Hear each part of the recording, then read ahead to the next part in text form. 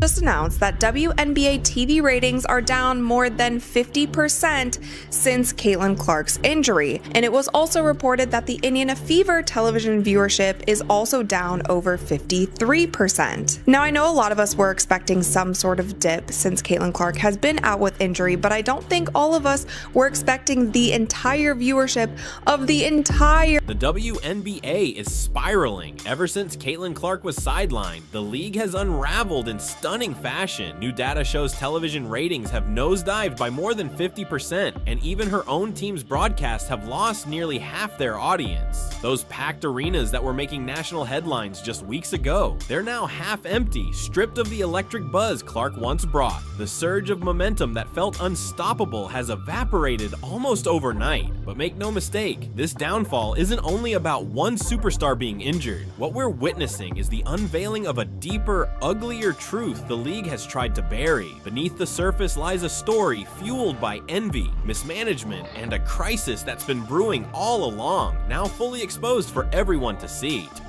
That the WNBA, that Kathy Engelbert saw some of the ratings that I'm about to show you now and said, hey, Indiana Fever, can you do us a favor? Can you do us a solid?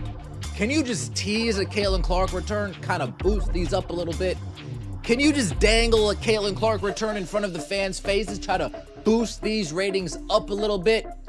There was one matchup that this league can consistently rely on to produce massive... To grasp just how devastating this collapse is, you only need to glance at the numbers, and they're brutal. Since Caitlin Clark was forced out, WNBA ratings have plunged by more than 50%. The Indiana Fever, once the league's hottest attraction, have seen their own viewership nosedive by an incredible 53%. Let that settle for a moment. This isn't a small setback or a random fluctuation. This is a total system breakdown. Not long ago, whenever Clark suited up, it felt like a national spectacle. Her showdown with the Chicago Sky pulled in over 2 million viewers, figures the league hadn't touched in more than 20 years. Now that wave of momentum has collapsed, leaving the WNBA exposed in ways it never anticipated. Shocker! Imagine my surprise. Just imagine my surprise when Uncle Casey found out that the WNBA is struggling to maintain their ratings without Caitlin Clark. To make matters worse, and this is something I have definitely noticed in the last 3 or 4 weeks, especially since the All-Star game, the WNBA seems to be struggling to maintain those very playoff games, meant to be the crown jewel of the WNBA season, are now barely clinging to a fraction of their audience. It's like watching a summer blockbuster get outperformed by a forgotten black and white film from the 1950s. The freefall makes one thing undeniable. The Caitlin Clark effect wasn't just a boost for the league, it was the only thing holding the entire operation together. The WNBA bet everything on one star, and now they're paying the price for building their empire on a foundation that was never stable to begin with. But here's the truth, these staggering numbers are just the surface symptoms. To see the real problem, you have to rewind and examine what was happening on the court long before Clark's injury ever happened. Mine is gratitude. There's an incredible level of gratitude that should be accorded to this young lady with what she did for the sport. How was the attendance for Team USA in the Olympics? What would it have been like if Caitlin Clark was playing on that team? Remember the first game? Look at this right here. National broadcast viewership. What are we talking about here? 1,000, what is that? 1.219? Is that the number? And the game afterwards got 485,000. So the Fever and their game against the Minnesota Lynx was 1.21. Even before she was sidelined, the court had already turned into a battlefield, and Caitlin Clark was the bullseye. Night after night, she wasn't treated like the once-in-a-generation star she is, but more like a crash test dummy absorbing hit after hit. This wasn't ordinary defense. It was calculated, almost vengeful. Everyone remembers the notorious hip check from Chennedy Carter, a blatant non-basketball move that sent a very clear message. We watched as Clark took elbows, blindsides, and cheap shots away from the play, all designed to wear her down. Opponents weren't just trying to contain her scoring, they looked determined to punish her physically. And when she needed protection most, the officiating, supposedly her last safeguard, was erratic at best and negligent at worst. Superstars should thank their lucky stars for the record ratings Caitlin Clark is detonating, even if new fans are mostly white fans. It doesn't matter what color eyeballs are.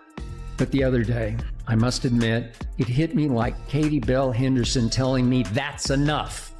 I told myself it's not racist. It often felt like referees were operating with two separate sets of rules, one for everyone else and another just for Caitlin Clark. What counted as a flagrant foul in one sequence would suddenly be ignored when it happened to her. Even when she was shoved into the scorer's table, whistles stayed silent, leaving the league's most marketable star completely unprotected. This lack of consistency didn't just endanger Clark's career, it also dragged down the quality of the games themselves. Instead of showcasing elite basketball, fans were left watching chaos, frustration, and moments that were almost unwatchable. For a while, Clark's stardom masked those flaws, her presence acting like a spotlight that distracted newcomers from the cracks in the system. But now that the light has dimmed, the reality is impossible to ignore, and the truth is, the hostility on the court was only the surface. It was a mirror of a much deeper conflict simmering behind the scenes. WNBA has a problem. And that problem is Caitlin Clark not playing in WNBA games. Now, what all does this affect? The ratings are plummeting. Guys, there's ratings for a couple of these games. The hard truth is that the WNBA was already split long before Caitlin Clark ever stepped onto the floor. While fans, sponsors, and media outlets crowned her as the league's next superstar, beneath the surface, resentment was quietly brewing among certain veterans. You could catch it in the half-hearted praise during interviews, or the sharp undertones in public comments. There was a clear resistance to the rookie who almost overnight had become the face of the league, and that tension didn't stay hidden. It bled directly into the games. What looked like extra tough defense often crossed the line into something more hostile, almost personal. For some, it wasn't just about stopping her. It was about sending a message, about reminding the newcomer exactly where they thought she belonged. And that the WNBA is excited about. That's a trend that Kathy Engelbert would say, hey, Fever, hey, Lynn Dunn, hey, Kelly, hey, Amber, can you guys start dangling that Caitlin Clark return like you used to do? You know, before Caitlin Clark gave a statement and you guys were hands off. Can you guys, just string them along a little bit more? We want to get these ratings back up. And just when things couldn't look any worse, the situation exploded. Angel Reese, one of the league's brightest stars and most marketable figures, suddenly walked away from her team in the middle of the season. Her abrupt exit sent shockwaves through the WNBA, feeding the growing perception that the league was unraveling from the inside out. This wasn't just a storyline, it was a red flag. When one of your most hyped rookies steps aside and your biggest draw is being targeted night after night, it signals a culture problem that runs far deeper than a single injury. It suggests the very core of the league is fragile, unstable, and riddled with internal conflict. Against the Chicago Sky, right after that game, they opened an investigation once again into the fans, where they found nothing, but the damage had already been done at that point. If some of these things happen just one time here and there, or there's one certain media personality who's just always saying these kind of things, then whatever. I feel like fans as a whole can be like, okay, whatever, this person is just a hater. But this is something that has happened over and over and over again, and over time it starts chipping away at how much you're going to actually care and want to support an organization if they continue to. As all the drama played out on TV, an even more haunting reality was unfolding inside the arenas. Silence. The roaring crowds and electric energy that defined the season's opening weeks evaporated almost instantly. What were once sold-out venues with ticket waiting lists have now become seas of empty chairs, row after row of vacant seats. Meanwhile, the league's social media pages keep pumping out slick highlight reels and flashy playoff promos, but fans aren't buying it. The comment sections tell the real story, calling out the illusion and exposing just how far the hype has collapsed. I mean, it's embarrassing. It is embarrassing what you guys have done. And then people are catching on to your tactics. You got the people on Twitter catching on to your tactics. Like, look at this right here.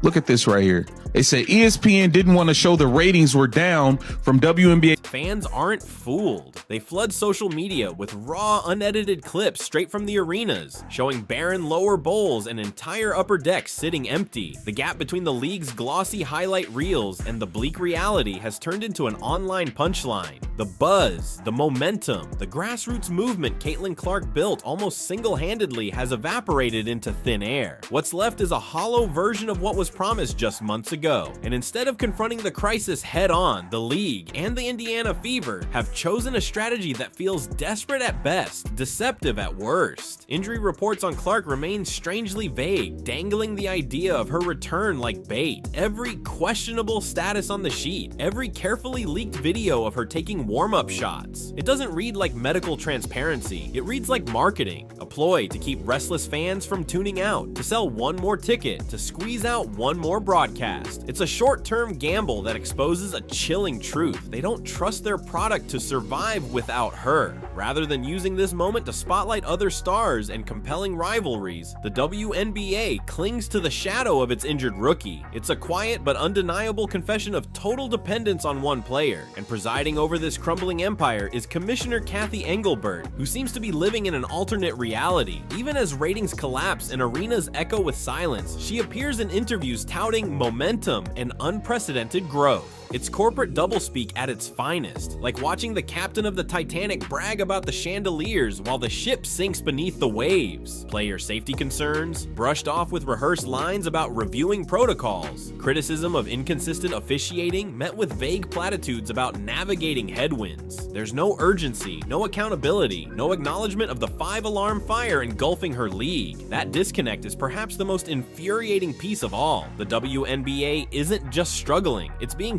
steered by leaders who won't even admit there's a problem. And when you compare it to other leagues, the contrast is staggering. The NFL treats its stars like crown jewels. Quarterbacks like Patrick Mahomes are shielded by rules so strict that a defender breathing on them too hard will draw a flag. The NBA does the same, protecting its high-flying scorers because they understand one ruthless but essential truth. Your stars are your business. They are the tickets, the jerseys, the billion-dollar TV contracts. Protect them and you protect the league. In the WNBA, their crown jewel, the rookie who single-handedly brought them more attention than they'd ever seen, was tossed straight into the fire. Night after night, Caitlin Clark was battered, targeted, and left unprotected, while the league stood by in silence. This wasn't a small mistake. It was a massive, unforgivable collapse in vision and leadership, and it raises a chilling question. Was this simply negligence, or did the league quietly allow it, too afraid of upsetting veteran players who resented her meteoric rise? The 2024 season should have been remembered as a breakthrough, a golden era sparked by Clark's arrival. Instead, it feels like a tragedy. Her extraordinary talent should have been the league's greatest gift, a once-in-a-lifetime chance to change everything. But that gift became a curse, shining a harsh spotlight the WNBA was never prepared to handle. Now that Clark is sidelined, that same spotlight has turned on the league itself, exposing every crack and every failure they tried to hide. Plummeting ratings, chaotic gameplay, internal rifts, and leadership that seems completely detached from reality. It was all there, simmering beneath the surface. Clark didn't create these problems. Her absence simply revealed them to the world. And now the league faces a brutal, legacy-defining question. What happens when your 1 in a billion savior becomes the living symbol of your own spectacular failure?